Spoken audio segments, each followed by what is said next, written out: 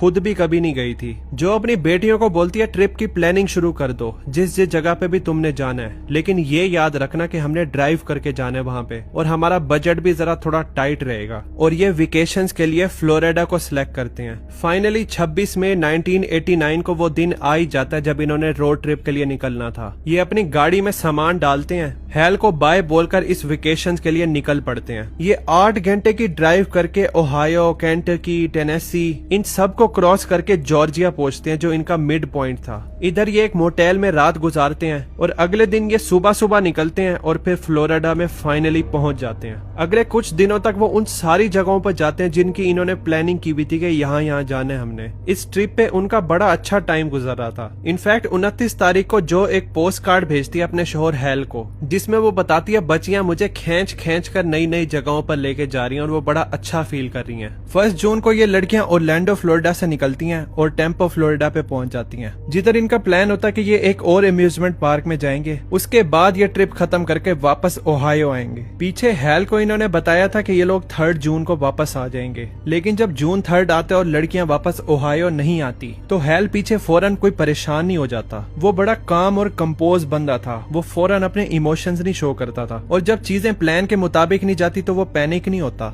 वो सोचता जो और लड़कियों ने डिसाइड किया होगा कि वो कुछ दिन और रुकेंगे, वो एक दूसरे के साथ हैं, ठीक होंगे और 1-2 दिन में आ जाएंगे। लेकिन अगले 1-2 दिन भी गुजर जाते हैं, वो फिर भी नहीं आती। ना उन्होंने कोई कम्युनिकेशन की थी इसके साथ। तो जून 6 को हैल पुलिस स्टेशन जाता है और अपनी फैमिली को मिसिंग रिपोर्ट कर देता है। पहले तो पुलिस इस इन्वेस्टिगेशन को स्लो रखती है। वो ये सोच रहे थे कि इन लड़कियों ने खुद ही डिसाइड किया होगा कि हम कुछ दिन और रुकेंगे, क्योंकि जो ट्रेजेडी उनके साथ इस डेयरी फार्म पे हुई होगी वो उससे दूर रहना चाहती होंगी। लेकिन जब हैल पुलिस स्टेशन जाता है उसके 2 दिन बाद सब कुछ बदल जाता है। उस सुबह टेम्पो फ्लोरिडा में एक मोटेल होता है। उसकी मेड रूम नंबर 251 में बड़ी ही अजीब सी चीज नोटिस करती है। वो आज से 1 हफ्ता पहले रूम की सफाई करती है। चीजें बिखरी हुई होती हैं कमरे में, लेकिन वो हर चीज को अरेंज करके प्रॉपर ऑर्गेनाइज करके रखती है। फिर वो 1 हफ्ते बाद इस रूम में दोबारा आती है इसको साफ करने, तो वो देखती है हर चीज वैसे ही पड़ी है जैसे उसने पिछले हफ्ते रखी थी। ना टॉवल हिले हुए थे, बेड भी वैसा ही पड़ा था और सामान भी अपनी जगह पे रखा था जैसे उसने पिछले हफ्ते रखा था। तो वो मैनेजर को बताती है। मैनेजर को भी बड़ा अजीब लगता है, तो वो पुलिस को ही कॉल कर देता है। तो टेम्पो की पुलिस उस मोटेल में जाती है और वहां से उनको पता चलता है रूम नंबर 251 तो उन्हीं के नाम पे रजिस्टर है जो मिसिंग थे, यानी जो रोजर और उसकी 2 बेटियां मिशाल और क्रिस्टी। मोटेल का मैनेजर पुलिस को बताता है ये तीनों 1 जून को आई थी इधर, लेकिन उस दिन के बाद से इनको किसी ने नहीं देखा। तो पुलिस इनके रूम को सर्च करती है तो उनको एक कैमरा मिलता है और इस कैमरे से इस रूम में ही 2 पिक्चर्स ली गई थी। एक मिशेल की थी जो नीचे सूटकेस के पास बैठी होती है और ऐसा लग रहा था जैसे वो तैयार होकर कहीं जाने वाली थी।